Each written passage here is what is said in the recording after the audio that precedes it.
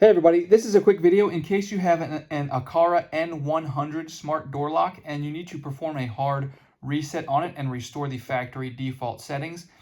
You might want to do this if the door lock is not responding or not working correctly or not connecting to the app, or if it keeps disconnecting or not syncing, or if you just need to remove all the users and start fresh with the door lock. A hard reset will do all of these things. Now, this will restore the factory default settings, so you will need to set it up again.